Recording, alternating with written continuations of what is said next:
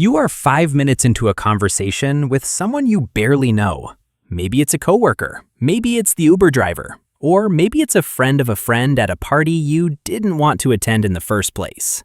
The air gets a little too still. The small talk feels a little too like styrofoam. And then it happens. A biological override kicks in. Before your conscious mind can scream, "Stop!" you have just revealed a deeply personal family secret, a humiliating medical history, or exactly what you really think about your boss. You watch the words leave your mouth in slow motion, horrified, wondering why you are the way that you are. It's not that you're a malicious gossip, it's not that you crave drama, and it's certainly not that you're stupid. Spoiler alert, your brain is actually trying to save you from a threat you didn't even know was there. Let's pump the brakes on the self-judgment for a second. Society loves the strong, silent type. We glorify the vault. We give medals to the people who can hold a poker face while the world burns down around them. And because you have the impulse control of a golden retriever when it comes to honesty, the world has convinced you that you are messy or untrustworthy or simply lacking a filter.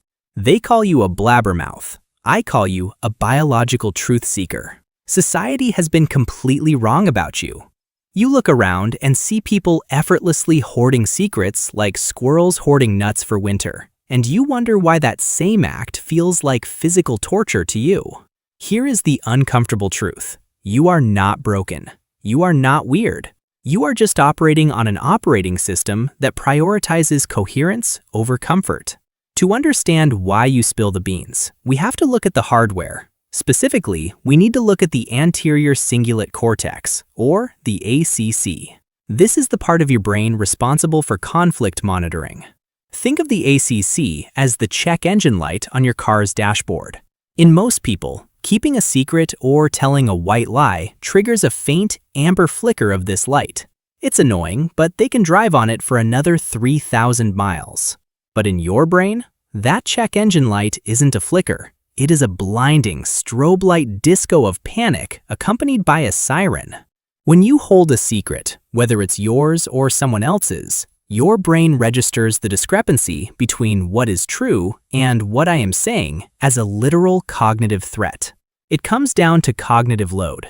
Keeping a secret requires the prefrontal cortex to constantly inhibit the truth. Think of your prefrontal cortex like a bouncer at an exclusive club.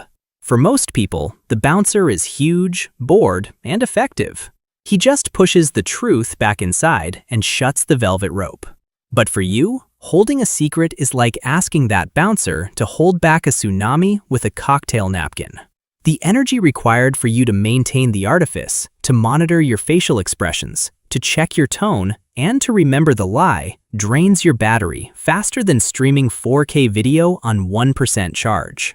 Your brain calculates the energy cost of maintaining the secret, realizes it's about to crash the system, and decides to dump the data to save the hard drive.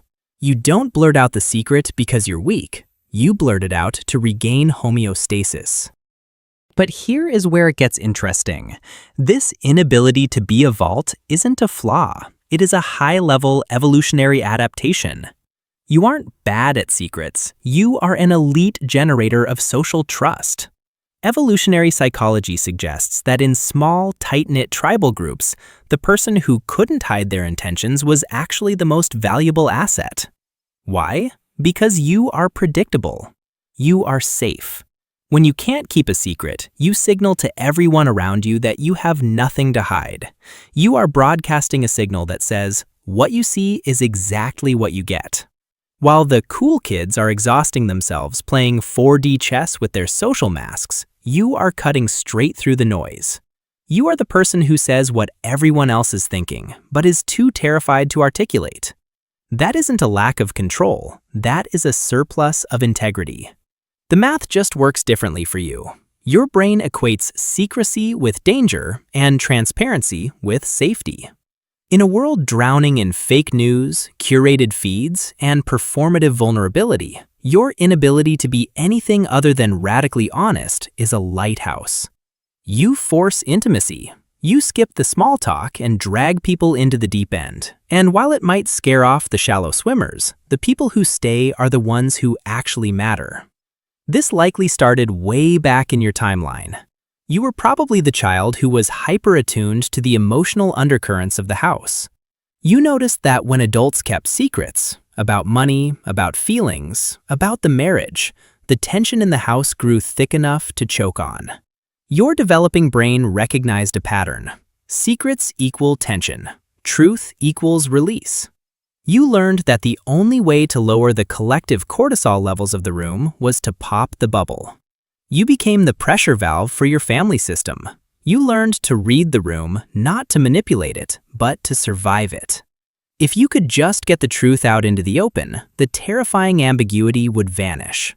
You aren't gossiping. You are instinctively trying to resolve the dissonance in the environment so you can finally relax. So, what does this look like in your daily life? It's a comedy of errors that only you understand.